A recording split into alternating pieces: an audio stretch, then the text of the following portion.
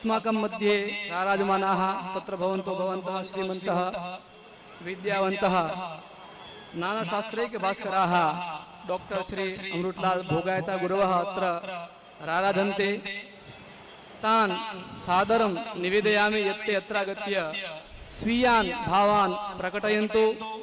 आदरणीयाः ब्रह्मर्षि संस्कार धाम्नः प्रधानाचार्याः आदरणीयाः डॉक्टर अमृतलाल भोगायता गुरवः।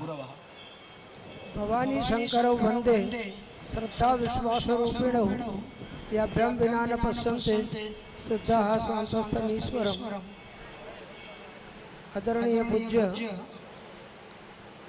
अस्माकं हृदि संस्थिताः मान्याः अस्माकं बहिश्चराः प्राणाः इव सास्मर्यन्ते पूज्य दादाजी चरणाः। मंचासीनाः पूज्याः भागवत ऋषयः मान्याः श्री दिलीप महाराजाः मान्याः चैतन्य शंभु महाराज कल्पः अन्येपि सर्वे सन्तः एवञ्च एतस्य महाविद्यालयस्य प्राचार्याः प्राध्यापकाः विद्वांसः प्राच्याः ऋषयः सर्वेपि ज्येष्ठाः श्रेष्ठाः भ्रातरः भगिन्यः मातरश्च। किंचित गुर्जरीमाश्रित्य वदामि। मारे 5 मिनिट बोलवानुं छे। 1 मिनिट गई 4 मिनिट में हूँ 2 अन्योक्ति कहेवा मांगु छुं। एक अन्योक्ति जगन्नाथनी अने एक अन्योक्ति पूज्य कोंडिन्य गुरुजीनी कृपाथी अनुष्ठुं छुं। भुक्ता मृणाल पटली भवतानि पीता न्यंबूनि यत्र नलिन्यानि निसेवितानि रे राजहंस वदतस्य सरोवरस्य कृत्येन केन भवितासि कृतोपकारः। अभी अन्योक्ति जगन्नाथे लखी। रे राजहंस सामान्य विद्यालय में भणे एने हंस कहेवाय अने पूज्य कोंडिन्य गुरुजीना चरणों में पूज्य दादाजीना चरणों में उपासना करीने भणे एने राजहंस कहेवाय। अने ए राजहंस मानसरोवर सिवाय क्यांय ना जाय। अने खूब आमंत्रण आपवामां आव्युं पण एमने आमंत्रणनी जरूर ज ना होय।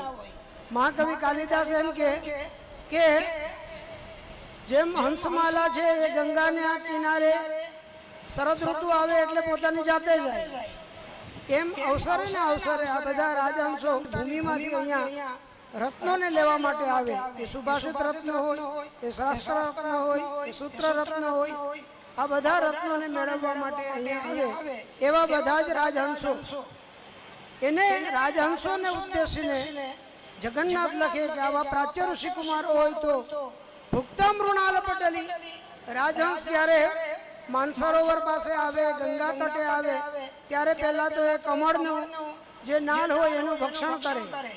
तो हमणां ज रमाकांत भाई कीधुं कि आपणे अहींया खूब भाखरी ने रोटला ने शाक ने लाडुना भोजन कर्या।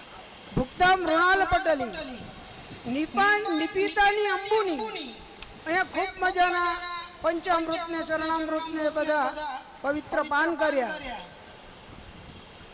अने अहींनो सरस मजानो एकदम टाढक मळे एवो आश्रय लीधो। तो हवे एवं तमे कयुं कृत्य करशो जेनाथी कृतोपकार थवाय। कारण के विद्यापीठ ने तो जरूर नहीं पण आपणे आपणी कृतज्ञता व्यक्त करवी ए हंसोनो स्वभाव होय। तो आ एक बात अन्योक्ति कहे छे कि आपणे कई कृतज्ञता व्यक्त करवी जोईए एटले आपणे बधा मळीए छीए। बीजी बात ए अन्योक्ति समर्पित करूं छुं। पत्र पुष्प फलैरन्ये संतु ते उपकारकाः। पत्र पुष्प फलैरन्ये वृक्षा सन्ति उपकारकाः। चंदनं वंदनं कुर्वे कृष्ण शंकर शास्त्रिणम्।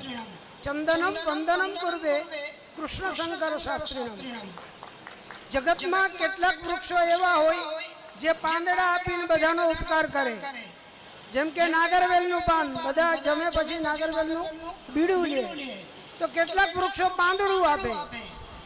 चंपा ने मोगरा ने ए बधा वृक्षो छे फूल आपे। आंबा छे फळ आपे। एम एक एक वस्तु आपीने उपकार करे પણ એક ચંદનનું વૃક્ષ એવું છે જેની પાસે પાંદ નથી, ફળ નથી, ફૂલ નથી, પોતાની જાતને ઘસી અને પછી એ સમાજને ઉપકાર કરે છે. તો દાદાજી છે એ ચંદનના ઝાડ જેવા છે. એમને સંસ્કૃતિ અને આપણી જે આ ભારતીય પરંપરા છે એના માટે પોતાની જાતને ઘસી અને બધાને ચંદનના ટીકા કર્યા છે. એ બધા ઋષિકુમારો પધાર્યા છો ત્યારે ચંદનના વૃક્ષમાં એક બીજી તકલીફ પણ હોય.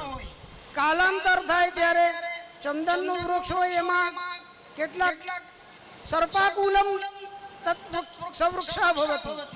તો ત્યારે મોરલાઓ ત્યાં આવે. મોરલાઓ કંઈ કરવાનું ના હોય, ટહુકારા કરે એટલે ચંદનના વૃક્ષના જે જંતુ હોય એ દૂર જતા રહે. તો આ પ્રમાણે આદરણીય દાદાજી એમનું હું સ્મરણ કરું. અને છેલ્લે અમે જ્યારે હોસ્ટેલમાં રહેતા, પૂજ્ય દાદાજી અમને પોતાના પુત્રથી પણ વિશેષ ઘણી વાર એમ કહેતા કે મત વત્સાહ. તો હું કોંડિન્ય ગુરુજીને પૂછું, ગુરુજી દાદાજી અમને મત વત્સાહ એવું કહે છે, તો મત વત્સાહનો અર્થ શું થાય? તો ગુરુજી એમ કે વત્સનો અર્થ તો વાછેડું થાય, અને તમે તો વાછેડાની જેમ તોફાન બહુ કરો ને એટલે દાદાજી તમને વાછેડા કહે. તો મેં કીધું વાછેડા કેમ કહેતા હશે? પછી સમજાવે કે દુનિયાની અંદર બધી માતાઓ હોય એ પોતાના બાળકોને બહુ ચાહે, પણ ગા છે ને એ ગાય છે એ પોતાના વાછડાને વધારે પ્રેમ કરે એટલે પ્રેમને વાત્સલ્ય કહેવાય. અને એટલા માટે દાદાજી તમને વત્સ કહીને બોલાવે છે. એટલા માટે આ શબ્દ દાદાજી તમને કહે છે. આટલી એ દાદાજીની પ્રેમાળ પ્રકૃતિ. એટલે જ્યોતિષના જાણનાર હોય એ તો કહેતા હોય કે સૂર્ય અને બુધ મળે તો બુધાદિત્ય યોગ થાય. પણ મને એમ છે કોંડિન્ય ગુરુજી દાદાજી ભેગા મળ્યા ને એનાથી મોટો બુધાદિત્ય યોગ ક્યાંય હોય જ ના શકે. અને અંતમાં પહાડ આગળ જઈએ તો આપણે ઊંચાઈ મળે, અને દરિયા આગળ જઈએ તો આપણે ગહેરાઈ મળે. પણ દરિયામાં ખારાશ હોય અને પહાડ હોય એની પાસે કઠોરતા હોય. પણ જો ઊંચાઈ અને કોમળતા અને ગહેરાઈ ને મીઠાશ આ બંનેનો જો અનુભવ કરવો હોય તો ક્યારેક આપણે દાદાજીનું સ્મરણ કરવું જોઈએ. એનું વ્યક્તિત્વ એવું હતું કે એ વ્યક્તિત્વને હું પ્રણામ કરી આપ સૌએ મને અવસર આપ્યો એ બદલ આત્માને ધન્ય માનું છું. અનુગૃહીતોસ્મિ. નમો નમઃ. પૂજ્યનામ ડોક્ટર શ્રી અમૃતલાલ ભોગાયતા ગુરુવર્યના અમૃતવચોભિઃ વયમ આપ્લાવિતાઃ. દાદાજીના પરમ પ્રિય શિષ્ય અગ્રગણ્ય એવા અમૃતલાલ ગુરુજીની વાણીથી આપણે સૌ આપ્લાવિત થયા.